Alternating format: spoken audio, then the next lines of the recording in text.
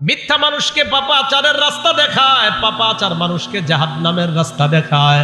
আল্লাহ নবী বলেন, ইন্নার রাজুলা লা ইয়াসদুকু, একজন মানুষ সত্য কথা বলে, উঠতে সত্য কথা, বসতে সত্য কথা। হাদিসের বর্ণনা, ওয়া তাহাররাস সিদকা, সব সময় লোকটা সত্য কথা বলে, যত বিপদের মধ্যে পড়ে লোকটা সত্য কথা বলে। নবীজি বলেন, হাত্তা ইউক্তাবা ইনদাল্লাহি সিদ্দিকা, আবু বকরের নাম যেমন সিদ্দিক। একটা মানুষ যদি সদা সর্বদা সত্য কথা বলে, ওই ব্যক্তির নাম আল্লাহর খাতায় সিদ্দিক বলে লিপিবদ্ধ হয়ে যায়। এরপরে দেখেন কি বলে, ওয়া ইন্নাল রাজুলা লা ইয়াকযিবু, একজন মানুষ খালি মিথ্যা কথা বলে, ফোনেও মিথ্যা কথা বলে, সরাসরিও মিথ্যা কথা বলে, আর ফোনে মিথ্যা কথা বেশি বলে। তো নবীজি বলেন, ওয়া ইন্নাল রাজুলা লা ইয়াকযিবু, একজন মানুষ খালি মিথ্যা কথা বলে, ওয়া ইয়াতাহাররাল কাযিবা, মিথ্যা বলতে বলতে এমন হয়ে যায়, হাত্তা ইউক্তাবা ইনদাল্লাহি কাযযাবা।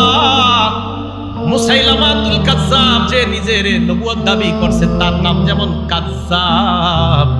এই জামানায় কোনো মানুষ মিথ্যা বলতে বলতে বলতে বলতে আল্লাহর খাতায় তার নাম কাযযাব লিপিবদ্ধ হয়ে যায়। বলেন নাউযুবিল্লাহ। মিথ্যা নবুয়ত দাবিদারের নাম যেমন কাযযাব, এই যুগে বারবার যে মিথ্যা বলে, বারবার যে মিথ্যা বলে, তার নাম কাযযাব লিপিবদ্ধ হয়ে যায়। আম্মা জান আয়েশা সিদ্দিকা রাদিয়াল্লাহু তাআলা আনহার বর্ণনা, ক্বালা রাসূলুল্লাহ সাল্লাল্লাহু আলাইহি ওয়াসাল্লাম, আম্মা জান আয়েশা সিদ্দিকা বলেন, মা কানা খুলুকুন আব্বাযা ইলা রাসূলিল্লাহি সাল্লাল্লাহু আলাইহি ওয়াসাল্লাম মিনাল কাযিব। দেখেন কি বলে রাসূল। আম্মাজান বলেন, নবীজির কাছে মিথ্যা কথা বলার চাইতে আর কোনো খারাপ, এই অপছন্দনীয় আর কোনো কিছু নবীর কাছে ছিল না। কেউ যদি মিথ্যা কথা বলতো, এটা নবী সবচেয়ে অপছন্দ করতেন।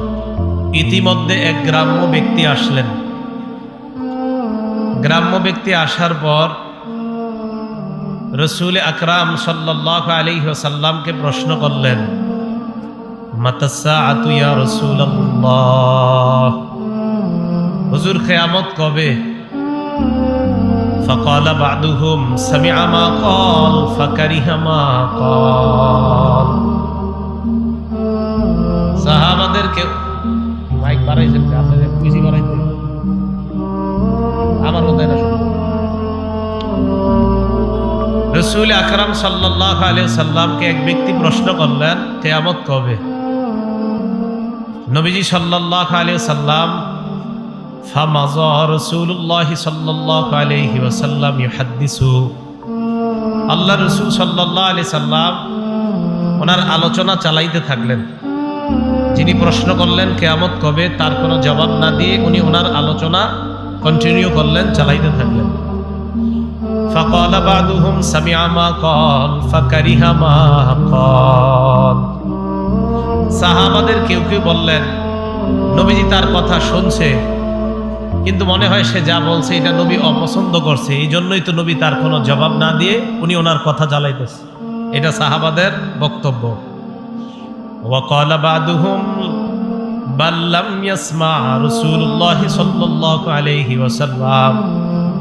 আরেক সাহাবা বললেন, আমার তো মনে হয় নবীজি তার কথা শুনেই নেই। কোন সাহাবা বললেন, নবী তার কথা শুনছে, কথাটা পছন্দ করে নাই, তাই নবী তারে কোনো জবাব দেয় না। আরেক সাহাবা বললেন, আমার তো মনে হয় নবীজি তার কথা শুনেই নেই। হাত্তা ইদা ক্বাদা হাদিসাহু, নবীজি যখন তার কথা শেষ করলেন, কথা শেষ করার পর রাসূল আকরাম সাল্লাল্লাহু আলাইহি ওয়াসাল্লাম বললেন, আইনা উরাহুস সাইলু আনিস সাআ। নবীজি বললেন, কিয়ামত সম্পর্কে প্রশ্নকারী ব্যক্তি কোথায়? যিনি কিয়ামতের ব্যাপারে প্রশ্ন করলেন তিনি কোথায়? তো যিনি প্রশ্ন করছেন তিনি বললেন, আমি। হুজুর, আমি প্রশ্ন করছি। এই কথা বলার পর আল্লাহ রাসূল সাল্লাল্লাহু আলাইহি সাল্লাম বললেন, ইদা দুকিয়াতিল আমানা ফান্তাজিরিস সাআ।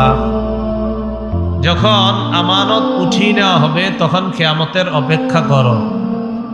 সাহাবারা প্রশ্ন করলেন, কাইফা ইদাআতুহা ইয়া রাসূলুল্লাহ, হুজুর আমানত উঠিয়ে নেওয়া হবে কিভাবে, আপনার কাছে জানতে চাই। ফাকালা রাসূলুল্লাহ সাল্লাল্লাহু আলাইহি ওয়াসাল্লাম, ইদা বুসিদাল আমরু ইলা গায়রি আহলিহি ফান্তাজিরিস সাআ। কোন বিষয়ের দায়িত্ব যখন অযোগ্য ব্যক্তিকে দেওয়া হবে, তখনই কেয়ামত উঠিয়ে নেওয়া হবে। তখন বুঝবা কেয়ামতে আর বেশি বাকি নাই, কেয়ামতের অপেক্ষা করো। তাহলে কোনো বিষয়ের দায়িত্ব অযোগ্য ব্যক্তিকে দেওয়া, এর মানে হলো আমানত উঠিয়ে নেওয়া, আর আমানত উঠিয়ে নেওয়া মানে হলো কেয়ামতের অপেক্ষা করা। অথচ আল্লাহ আদেশ করেছেন আমানত যথাযথভাবে যেন আদায় করা হয়। আল্লাহ আমাদের সকলকে আমানত যারা পাওনা, এই পাওনাদারদের হকগুলো আমরা যথাযথভাবে যেন আদায় করতে পারি, আল্লাহ তৌফিক দান করেন।